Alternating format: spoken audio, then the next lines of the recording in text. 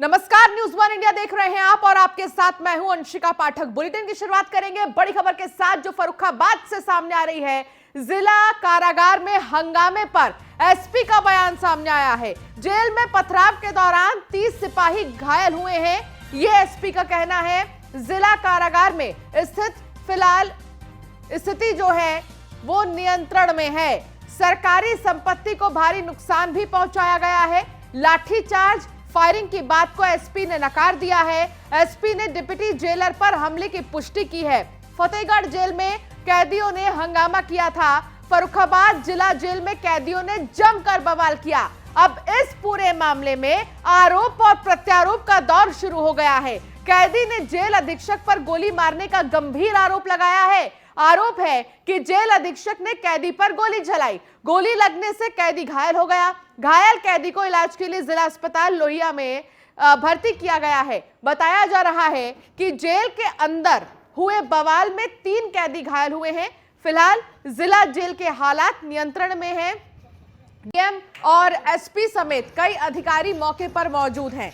Jail की कई barracks की अगर हम बात करें तो जेल की कई बैरकों में बवाल होने की खबर है। ये पूरा मामला फतेहगढ़ के जिला जेल का है।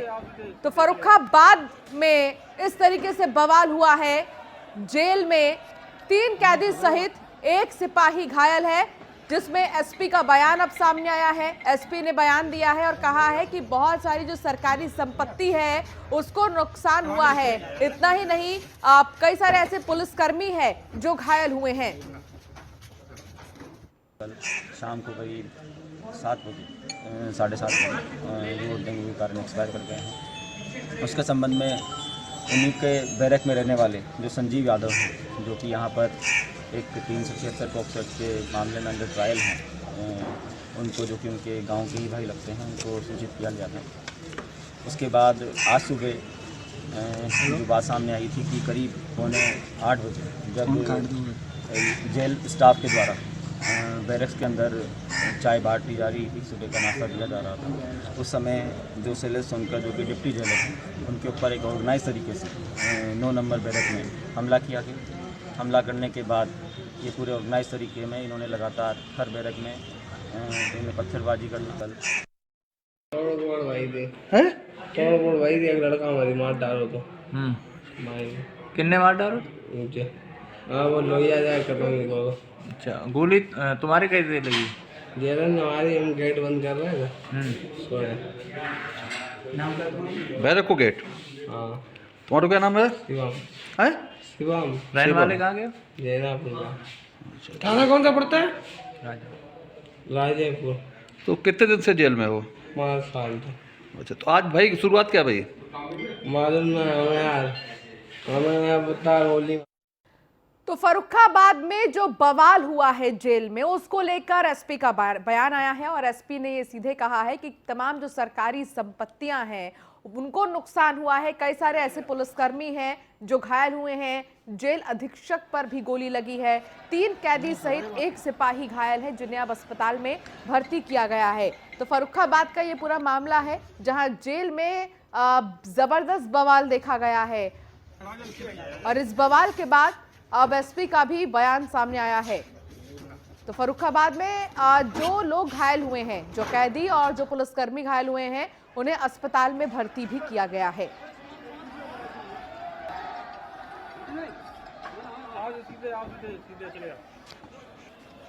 तो 3 कैदी सहित 1 सिपाही घायल है। इसके अलावा आपको बता दें कि कई सारे ऐसे बैरक्स हैं जेल में जहां बवाल देखा जा रहा है। हालांकि फोर्सेस तैनात हैं आसपास और जेल में भी तमाम फोर्स को तैनात कर दिया गया है ताकि ज्यादा स्थिति जो है खराब ना हो। बहुत मुश्किल से जो स्थिति है उसको काबू में किया गया, लेकिन आपको बता दें कि इस तरीके से जो बवाल हुआ है उसमें कैदियों की तरफ से भी कुछ बयान सामने आ रहे हैं और साथ ही पुलिस की तरफ से भी कहा जा रहा है कि ये जो बवाल हुआ है इसके बारे में अगर अभी बात करें तो स्थिति सामान्य है और अभी जांच भी जारी है। तो एक्सक्लूसिव तस्वीर आपको हम दिखा रहे हैं। एक्सक्लूसिव तस्वीर में आप देख सकते हैं कि आखिर किस तरीके से जो घायल हैं उन्हें अस्पताल में भर्ती किया गया है। और इसी पर एक बड़ी खबर आपको बता दें लखनऊ से, जहां बसपा सुप्रीमो मायावती ने ट्वीट किया है, बीजेपी कहती है सबका साथ, सबका विकास, सबका विश्वास। लोग इसे जुमला ना मानकर इस पर कैसे विश्वास करें, जबकि देश में लगातार इस तरीके की स्थितियां बन रही हैं। तो आपको बता दें कि फतेहगढ़ जेल में पथराव आगजनी का मामला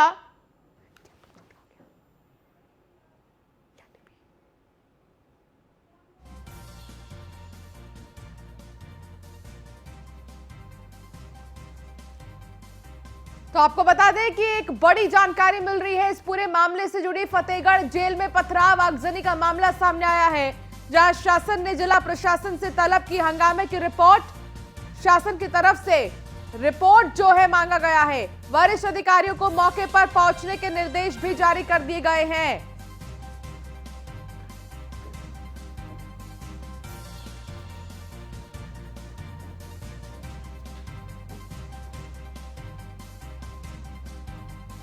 अधिकारियों को मौके पर पहुंचने के निर्देश भी जारी कर दिए गए हैं शासन की तरफ से।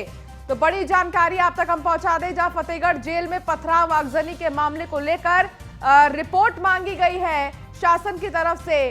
शासन ने जिला प्रशासन से हंगामे की रिपोर्ट तलब की है। वरिष्ठ अधिकारियों को मौके पर पहुंचने के निर्देश भी जारी किए गए हैं। तो ये बड़ी जानकारी, फतेहगढ़ जेल में पथराव आगजनी का मामला, जहां शासन ने जिला प्रशासन से तलब की हंगामे की रिपोर्ट। वरिष्ठ अधिकारियों को मौके पर पहुंचने के निर्देश भी जारी कर दिए गए हैं।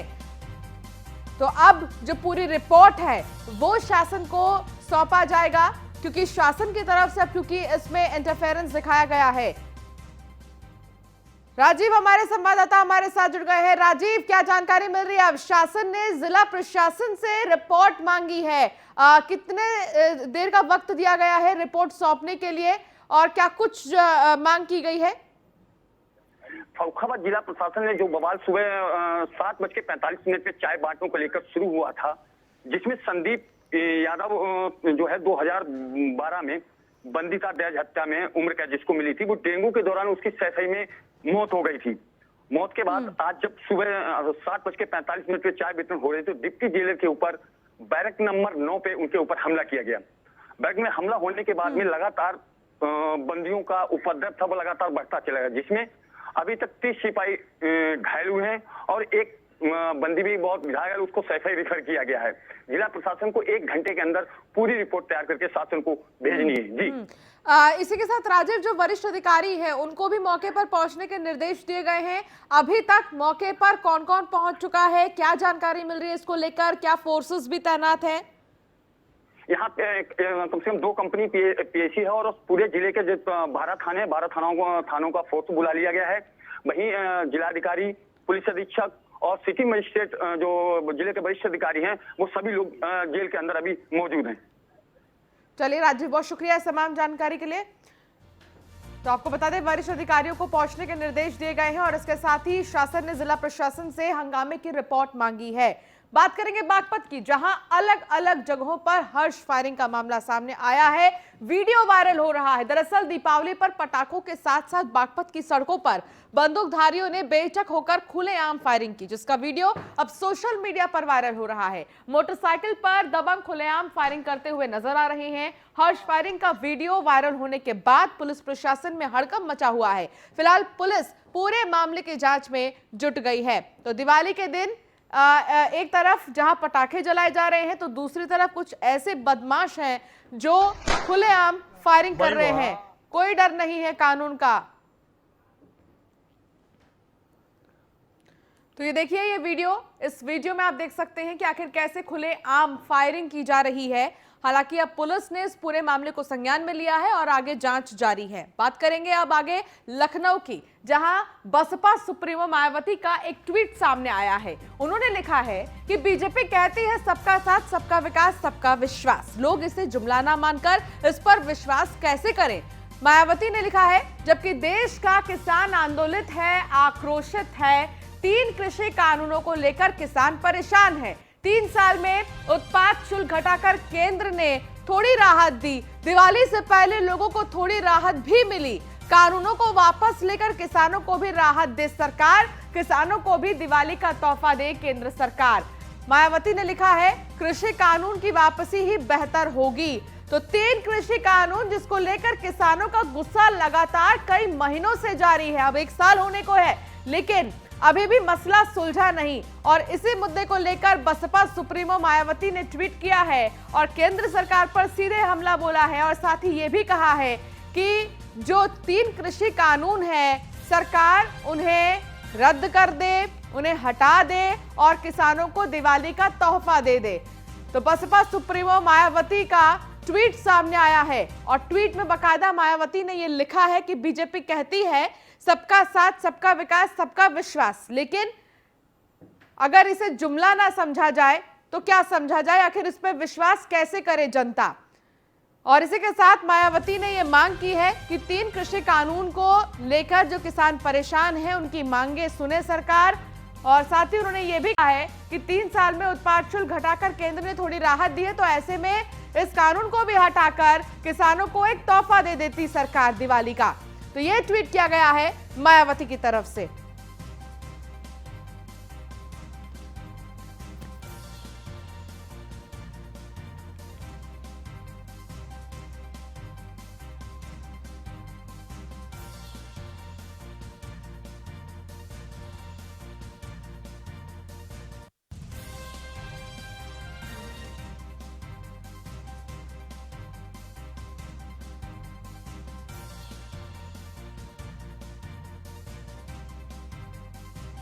हमें से गुस्सा हैं, तो ये ट्वीट किया गया है मायावती की तरफ से। और इसके साथ ही ये कहा गया है कि जो 3 कृषि कानून हैं अगर सरकार उनको हटा देती तो शायद ये दिवाली का तोहफा किसानों को मिल जाता। तो 3 कृषि कानून का जो अब ये पूरा मामला है वो तूल पकड़ता जा रहा है और इसके साथ ही एक तरफ जहां किसानों का गुस्सा नजर आ रहा है तो दूसरी तरफ राजनीतिक पार्टियां, जो विपक्षी पार्टियां हैं खासतौर पर, वो सरकार को घेर रही हैं। आगे बढ़ते हैं।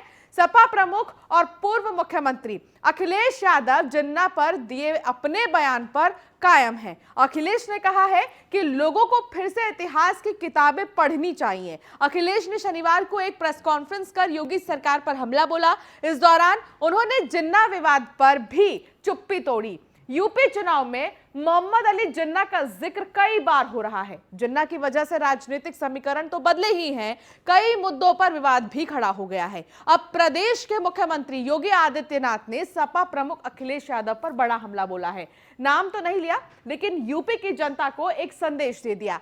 सीएम योगी ने स्पष्ट कर दिया है कि सरदार पटेल और जिन्ना का नाम एक साथ नहीं लिया जा सकता है।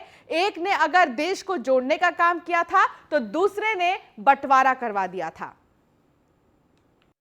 जो आपने महात्मा गांधी और जिन्ना को लेकर कहा था उसका कॉन्टेक्स्ट क्या था, अगर आप एक बार क्यों करे कॉन्टेक्स्ट? मैं तो कहूंगा ना कि दोबारा किताबें पढ़ ली, दोबारा किताबें पढ़नी चाहिए। सरदार पटेल देश को जोड़ने वाले हैं, जिन्ना देश को तोड़ने वाले हैं।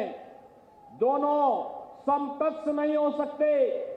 सरदार पटेल राष्ट्र नायक हैं, लेकिन भाइयों बहनों जिन्ना भारत की एकता को खंडित करने वाले हैं। तो बता दें कि अखिलेश ने हरदोई में एक बयान दिया था जिस पर काफी विवाद हो रहा है। अखिलेश ने जिन्ना की तुलना सरदार पटेल से कर दी थी। अखिलेश के इस बयान को लेकर जब पत्रकारों ने उनसे सवाल किया तो उन्होंने ये बयान किस संदर्भ में दिया था, इस पर अखिलेश ने कहा, मुझे संदर्भ क्यों क्लियर करना चाहिए, मैं चाहता हूं कि लोग फिर से इतिहास की किताबें पढ़ें। उस वक्त भी सूबे के मुखिया ने अखिलेश यादव पर कटाक्ष किया था। सुनिए दोनों नेताओं का क्या कुछ कहना था। पटेल जी, राष्ट्रपिता महात्मा गांधी, जवाहरलाल नेहरू, जिन्ना एक ही संस्था में पढ़ करके बैरिस्टर बन करके आए थे। एक ही जगह पर पढ़ाई लिखाई की उन्होंने, वो बैरिस्टर बने, उन्होंने आजादी दिलाई। उन्हें किसी भी तरीके से अगर किसी का भी संघर्ष करना पड़ा होगा तो वो पीछे नहीं हटे। एक विचारधारा जिसपे पाबंदी लगाई, अगर किसी ने पाबंदी लगाई थी तो लोग और सरदार पटेल जी ने उस विचारधारा पर पाबंदी लगाने का काम किया। आज वही लोग जो देश को एक करने की बात कर रहे हैं, वो हमें और आपको जातियों धर्म में बांट। कल मैं समाजवादी पार्टी के राष्ट्रीय अध्यक्ष का वक्तव्य सुन रहा था। वह देश तोड़क जिन्ना से इस राष्ट्र को जोड़ने वाले सरदार वल्लभ भाई पटेल की तुलना कर रहे थे। भाइयों बहनों, ये वक्तव्य अत्यंत शर्मनाक है। सरदार वल्लभ भाई पटेल भारत की एकता और अखंडता के आधार हैं, उसके शिल्पी हैं और वर्तमान में प्रधानमंत्री मोदी जी के नेतृत्व में एक भारत श्रेष्ठ भारत की परिकल्पना को साकार करने का कार्य किया जा रहा है। लेकिन आजाद भारत को एक भारत के रूप में रखने, अखंड भारत के रूप में वर्तमान भारत को रखने का श्रेय अगर किसी को जाता है तो वह सरदार वल्लभ भाई पटेल को जाता है, जो पूरा देश लौह पुरुष के रूप में मानता है। लेकिन कल उनका वह विभाजनकारी मानसिकता एक बार फिर से सामने आ गई, जब उन्होंने सरदार पटेल को जिन्ना के समकक्ष रख करके देश तोड़क जिन्ना को महिमामंडित करने का प्रयास किया है। मुझे लगता है भारत की जनता विभाजनकारी मानसिकता को कभी स्वीकार नहीं करेगी और उत्तर प्रदेश की जनता को हरगिज स्वीकार नहीं करेगी।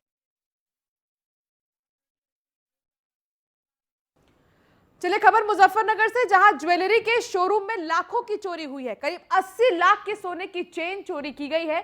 सीसीटीवी में कैद हुआ चोर, पुलिस जांच में जुट गई है। नगर कोतवाली क्षेत्र में रामकुमार सर्राफा के शोरूम में चोरी हुई है और आपको बता दें कि लगभग 80 लाख की चोरी हुई है।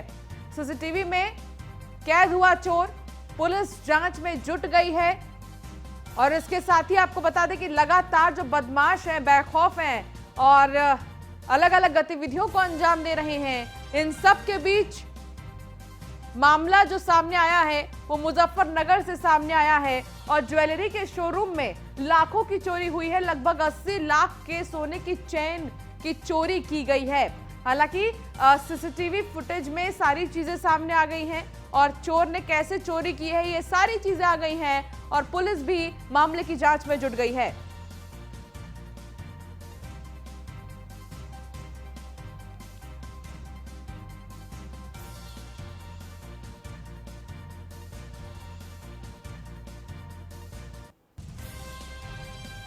मुजफ्फरनगर से ये जानकारी मिल रही है, जहां ज्वेलरी शॉप पे चोरी हुई है और करीब 80 लाख की चेन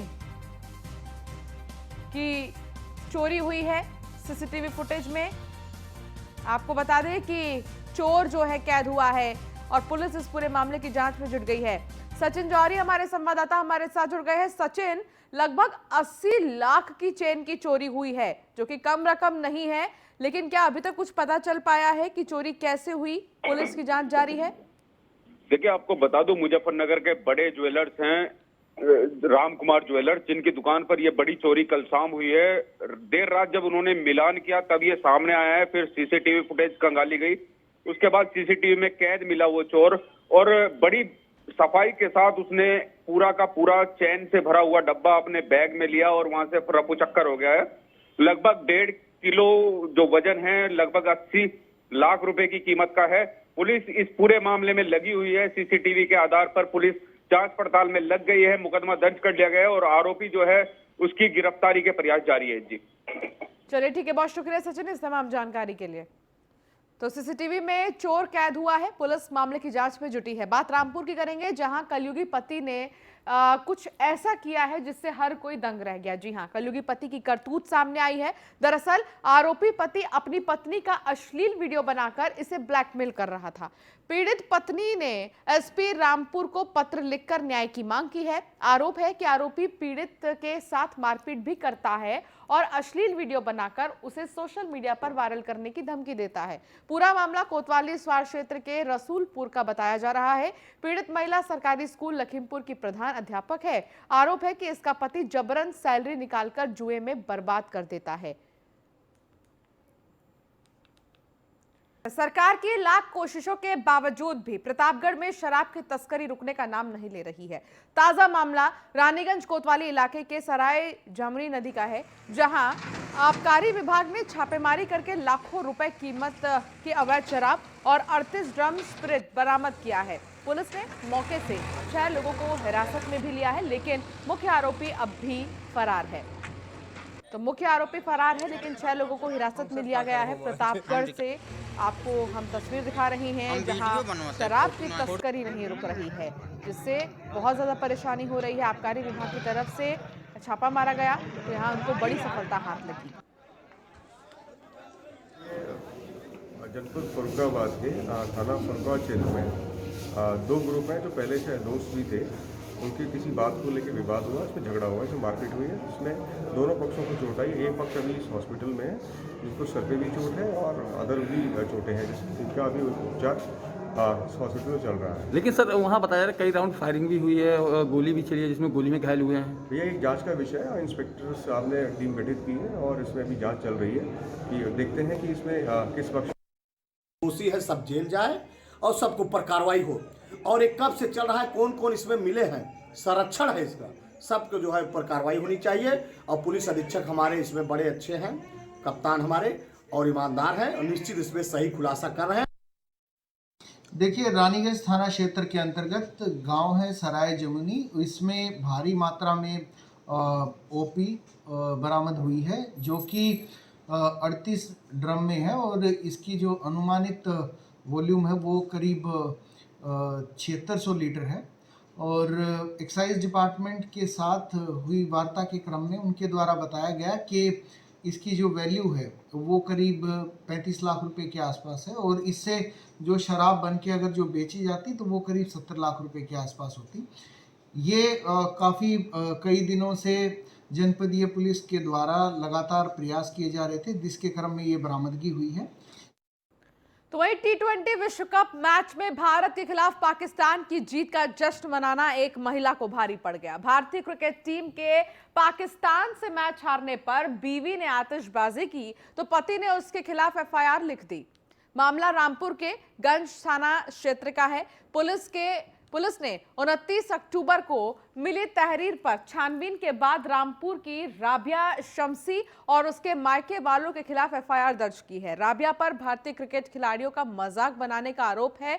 ईशान मियां ने थाने में दर्ज कराई FIR में कहा है कि उनकी पत्नी राबिया शम्सी का मायका मोहल्ला थाना 3 थाना गंज रामपुर का है। राबिया की भाभी उरूज शामसी पाकिस्तान की रहने वाली हैं। पाकिस्तान के जीतने पर बीवी राबिया, उसकी भाभी और बाकी मायके वालों ने जश्न मनाया। ईशान मियां का आरोप है कि उनकी बीवी और ससुराल वालों ने जिस तरह से पाकिस्तान की जीत पर आतिशबाजी की है, उससे लगता है कि उनके दिलों में भारत के लिए नफरत है। तो वहीं राबिया का कहना है कि उनके फ़ोन से स्टेटस किसी बच्चे ने लगा दिए होंगे। थानागंज पर 4 नवंबर को एक व्यक्ति जिनका नाम ईशान मियां है, उनके द्वारा सूचना दी गई कि एक महिला के द्वारा अपने व्हाट्सएप स्टेटस पर जो भारत पाकिस्तान मैच हुआ था उसमें पाकिस्तान की जीत के संबंध में कुछ इस प्रकार के चित्र डाले गए हैं, जिससे उनकी भावनाएं आहत हुई हैं, जो पाकिस्तानी खिलाड़ियों के प्रति उनका सौहार्द वातावरण और भारतीय खिलाड़ियों के प्रति गलत भाषा का प्रयोग किया गया। इस संबंध में तत्काल थानागंज पर अभियोग पंजीकृत किया गया है और इसमें विधिक कार्रवाई। और चलिए, इस बुलेटिन में फिलहाल इतना ही। आप बने रहिए न्यूज़ 1 इंडिया के साथ। नमस्कार।